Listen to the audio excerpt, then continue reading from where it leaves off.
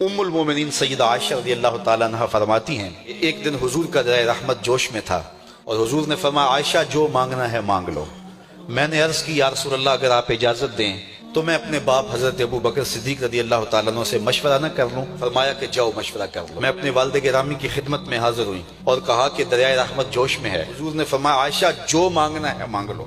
یہ اتنا سنہری موقع ہاتھ آیا ہے تو میں چاہتی ہوں کہ کوئی مانگوں تو اہم شے مانگوں، تو آپ کی خدمت میں حضور سے اجازت پا کے حاضر ہوئی ہوں، مجھے بتایا جائے کہ میں حضور سے کیا مانگوں۔ تو حضرت ابو بکر رضی اللہ تعالیٰ عنہ نے فرمایا بیٹا حضور سے جا کے کہنا کہ معراج کی خلوت خاص میں اللہ نے آپ سے جو راز کی باتیں کی تھی ان باتوں میں سے ایک بات بتا دو۔ ام المومنین حاضر خدمت ہو گئیں، کہا حضور معراج کی خلوت خاص میں جب رب نے آپ سے راز کی باتیں کی تو ان باتوں میں سے ایک بات بتا دیں۔ حضور مسکرا پڑے، اس بات پہ مسکرائے ہوں گے میرے یار غار کا انتخاب کیسا ہے، یا اس بات پہ مسکرائے ہوں گے کہ راز کی بات بتا دوں تو راز راز نہ رہا، لیکن وعدہ کیا تھا، کہا عائشہ سنو جب میں قرب خاص میں پہنچا تو میرے مالک نے مجھ سے راز کی جو باتیں کی ان میں سے ایک بات یہ تھی محبوب تیری امت میں سے کوئی شخص کسی شخص کا ٹوٹا ہوا دل جوڑ دے تو میرے اوپر لازم ہے بغیر حساب کے جنت عطا کرو۔ ام المومنین بہت خوش ہوئی اور اپنے والد گرامی سیدنا ابو بکر صدیق رضی اللہ تعالیٰ عنہ کے پاس آئیں اور ساری کہانی سنائی،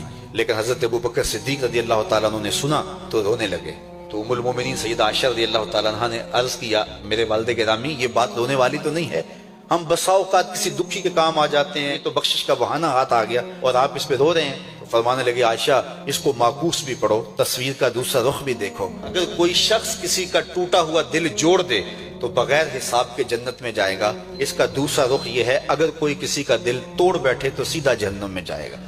میں اس بات پہ رو رہا ہوں کہ ہم سے کسی کا دل نہ ٹوٹے۔